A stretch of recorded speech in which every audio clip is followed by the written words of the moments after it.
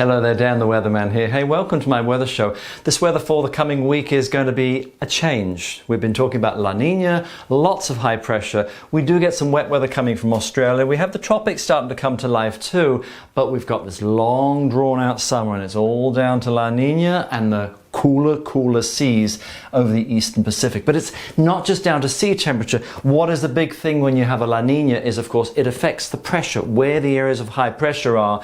And we've had big fat highs, but they've been a lot further south. This is the current surface map, and you can see low pressure, high pressure here, and these sprawling areas of high pressure, they just take up the space, and of course they block the flow from the Southern Ocean. The jet stream is further south, so we're not getting any rainmakers, so roll on summer. But the problem is it's been very dry to the far south, literally less than 10% of what we should have had for rain for March to places like Invercargill, Dunedin, and 3 times the monthly for some spots to the north and east of the country. Of course, Gisborne, Auckland, you know the rain you've had. When will it settle down? We've got another few weeks of this really hard, big fat highs, La Niña, then it's going to quieten as we change the temperatures over the equatorial parts of the Pacific. But first off, low pressure there, putting on the upper levels to show you how these weather systems work. That is the ridge, that is the upper level ridge. And you see how it's just a bit of an S flow there. That's a cut-off low over Australia.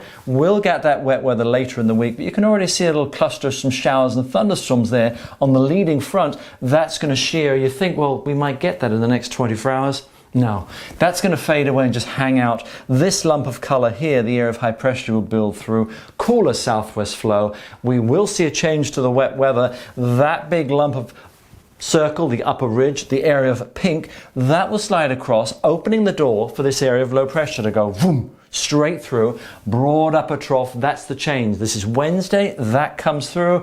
Then we go back to square one with another building high coming out of the Indian Ocean to slowly work through, getting us into what's the end of the week, and not before the tropics maybe come to life with perhaps a tropical cyclone up near New Caledonia, depending on where this upper trough sets up. That could join the flow, maybe drift to the north of the country, maybe towards the country, but we will see. With a flow like that, it'll probably stay north, but you can see another area of high pressure, upper ridge, sitting there to keeping the weather quiet. So Monday is high pressure once again. That system spinning its wheels, and remember, it's cut off, so it's not coming quickly. Those showers that looked off to the west will just stay off to the west.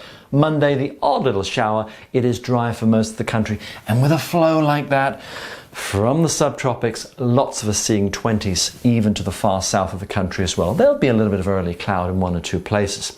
Tuesday, we start to see the change. That system that was there gets a bit of a kick. You can see it slowly working through. That's the upper low. So a front comes into the west coast. That will slide through. That's the wet weather day on a main front to slide through. West coast gets the lion's share of the rain. Notice parts of the North Island in the northerly flow. You may see a few showers. Many eastern areas don't see much at all.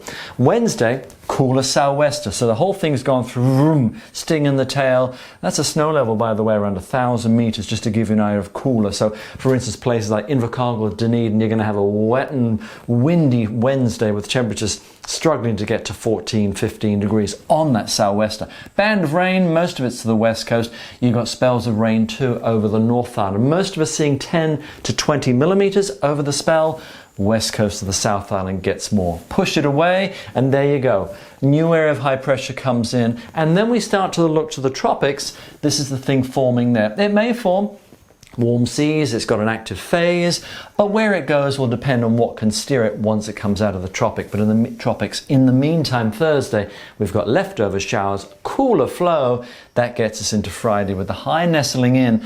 Remember though, we've got an upper trough here, so that will control this thing. It could shear apart, it could become part of that and drift south, but however you want to slice it, at the moment, the way the computer models look, we have high pressure. That could be to our north, staying to our north. But this could change, of course, next weekend. We may have that to contend with, or it may just fade away. But however you're going to go, you're going to be looking at high pressure after a wet and windy middle part of the week. It's going to be dry again for a lot of us. We do get some wet weather middle part of the week. There's most of the wet weather in that red color there, 50 to to 100 millimetres to the west of the South Island, where you see a green to a yellow 10 to 20 millimetres, so places like perhaps Auckland, New Plymouth, down towards maybe Christchurch, more likely Queenstown, Dunedin. You getting enough? No, it's just smatterings, and you can see this intense rainfall here. That, of course, is the tropical feature, and again, Sydney, you've had the wettest spell to start the year ever. You've got more wet weather to slide through there. But changes, we've still got high pressure, but at least we're going to get a bit of wet weather through the middle part of the week. That's the weather for now.